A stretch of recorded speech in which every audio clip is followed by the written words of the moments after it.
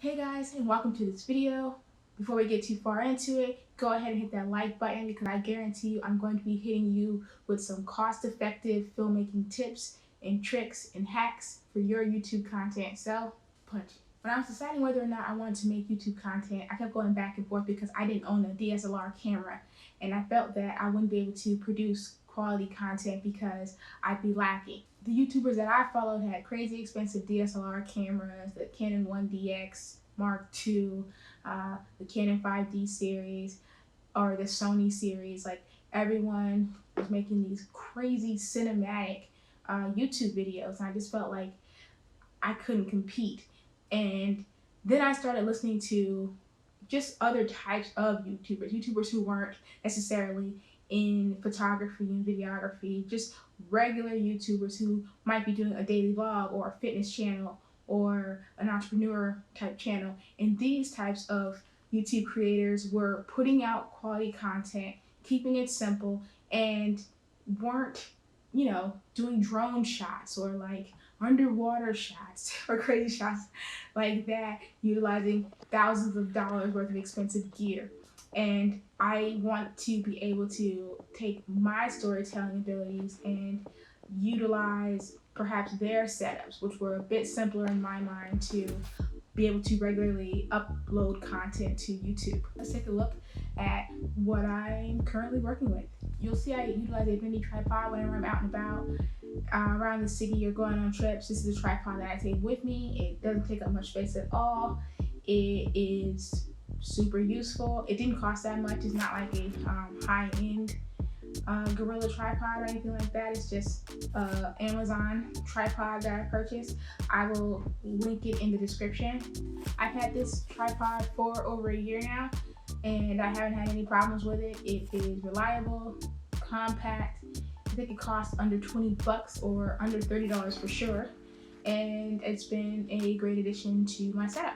You'll notice I have a Movo microphone. This microphone is very small, comes with a dead cat to cover the mic when it's windy, although I don't think it's all that great because in some shots or some videos I've done, the wind still kind of crept through. But as far as making sure my sound is crisp and taken to another level above using my cell phone microphone, it's fantastic for that. This microphone was not that expensive either. I'm pretty sure it came in under $40 or $30. I'll link that in the description as well. Next up, you'll see I bought the Zhiyun Smooth 4 gimbal for my cell phone. I just kind of felt like when I was walking around the city or going to, small trips, I had shaky footage and it was starting to get on my nerves. I was trying to figure out how to just get better footage when I'm walking around, and this really worked out for me. This Smooth 4 is it's like around $100, and for a gimbal, that's not bad at all, especially for a cell phone gimbal. And I have had a great experience utilizing this gimbal. It pairs nicely with my iPhone XS. I also have an attachment, which is a hot shoe attachment, which allows me to put my mobile microphone on my Zhiyun gimbal. So now when I'm walking around, I can have the gimbal for that smooth footage, and I can talk to the camera and get great audio. So that was a really great pairing, and I utilize this thing a lot. Next up, you'll see that I have a portable charger. I never leave home without this portable charger if I'm going out to shoot.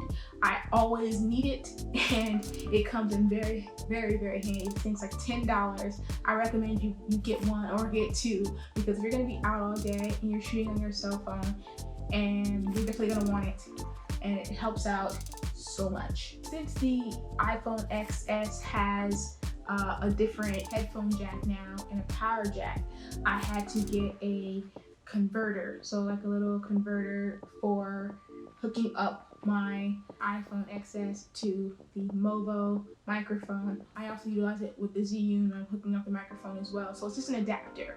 It has a regular headphone jack, and it also comes with an additional iPhone XS type jack so that I can power it while I'm recording video. So that helps me out as well. Alright, you'll notice I also had a Ulanzi cell phone clamp as well. I went through a lot of different cell phone clamps over the past year, but this one has worked out the best. Not only is it a heavy duty metallic type of material. It also has a hot shoe at the top, and the hot shoe is the most important part of this cell phone clamp. I'm able to mount my Movo microphone utilizing my Gorilla tripod, and that is the biggest reason why I got this cell phone holder over everything. It also has a mount at the bottom for tripod usage. So this clamp has been such a lifesaver. It's so easy to use and it's retractable. No matter how big your phone is, you just adjust it and tighten it to fit your cell phone, and it is fantastic. It's a lifesaver. I definitely recommend it. The iPhone XS is the reason that I continue to upload regularly. It's the reason that I never feel hindered when I'm out and about shooting anymore, because I don't get kicked out of places having this iPhone XS.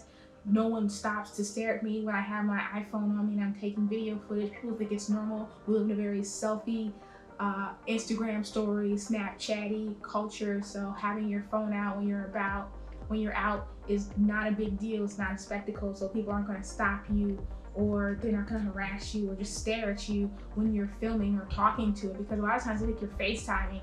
So that really works out. Having the iPhone XS out when I'm shooting is super easy, because a lot of times people think I'm FaceTiming, or they ignore me, or they think I'm Snapchatting or uploading an Instagram story. It's like the most covert filmmaking accessory that I have, and it's been fantastic for me. I cannot stress enough how much I love shooting on this phone. I also love the quality camera footage that I get on this phone. Is it as good as a DSLR camera? No. Is it good? Yeah, it really is good. You're able to pair this iPhone XS with a number of different softwares and apps available to you through the Apple Store. I have utilized 3 different pieces of software within the year that I've been shooting, starting back when I was shooting my videos in the beginning on my iPhone 6, and I've just worked my way up and through. I mean, the great thing about shooting on your phone is that there is always room for an upgrade. Like, when I have enough money saved, I upgrade here and there, and I improve the video quality as I go. If you pair that as well with how you edit your footage, then it just gets better and better and better, so that it makes it kind of tricky to tell, oh, what are they shooting with? What are they shooting on? So, yeah, I think that's like a really great thing about shooting on your iPhone. Technology is always enhancing yearly. There's always something next getting ready to come out that's going to knock your socks away, that's going to make your filmmaking process a little bit better. And that's what I really like about shooting on my iPhone. One of the biggest inspirations for me has been Steve Soderbergh's work. I mean, he's a famous director who has created multiple feature-length movies utilizing iPhones. And his newest movie, High Flying Bird on Netflix, looks fantastic. And he shot that entire movie on an iPhone 7.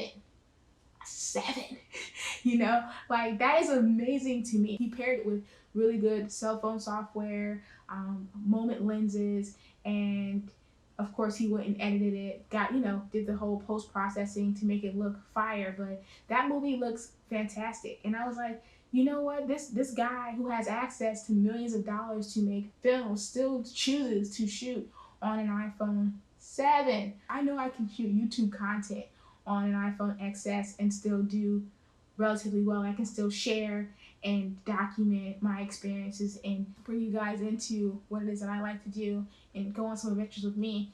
And I don't have any excuses, because I would have had an iPhone anyway. I've had iPhones since they came out. So there was never going to be this fallback for me anymore. I can't create material or I can't create content because I don't have the necessary equipment. I do. I have this phone. And I've slowly built up my setup over the year to make it better and better with each new video, because this is a learning process. I'm not a videographer. I have to actually sit down, learn, get books, watch videos, just to make my content better. And it's really opened my eyes. It's empowered me to do more, and I encourage you all to just get started. If all you have is a smartphone, Start small. Make small videos with your smartphone, because this little smartphone is very powerful. It enables you to be creative and unlock whatever it is that you want to be sharing with an audience. So I fully encourage it. Next up for me, I'm hoping to get some moment lenses. I really think they can enhance my footage further, and I'm looking forward to giving them a try. I may upgrade my Gorilla tripod to probably a more like a sturdier one. I might do that, and just continue to learn how to edit better, honestly. And oh yeah, my sound. I might upgrade my sound next too. I might get an H4n. We'll see. I have to, look around, check out the pricing, but just knowing that there's a possibility to step up is, it's really nice. But knowing that I don't need to is even better. I can still create. I'm not hindered, and that's the greatest part for me about having this very minimalist setup. Like, I fit all of this stuff into my backpack. That's how great it is. I don't need a car to lug gear across town. I'm not struggling trekking to the beach carrying a bunch of stuff. My setup is very, very simple. Lots of people come and talk to me when I'm out and about with my small setup. I've talked to lots of filmmakers who've been considering trying out a filmmaking setup utilizing their cell phones, because even they realize they don't always want to be carrying such heavy gear all the time. So yeah, I'm happy with my setup. I encourage you all to give this setup a try. I have linked everything that I utilize in my description below. Feel free to check it out. If you don't like necessarily what I'm using, Amazon also suggests other products that are in the same vein of this product, so you can read the reviews and see what might work best for you and what might pair well with your budget for filmmaking. Alright you guys, if you found this video useful, please give it a like. It really helps my channel grow. Go ahead and subscribe to the channel, as I'll be back next week with another one. And if you shoot on your cell phone, let me know what cell phone you're using. Let me know what gear you utilize and what software you utilize as well. Alright you guys, peace!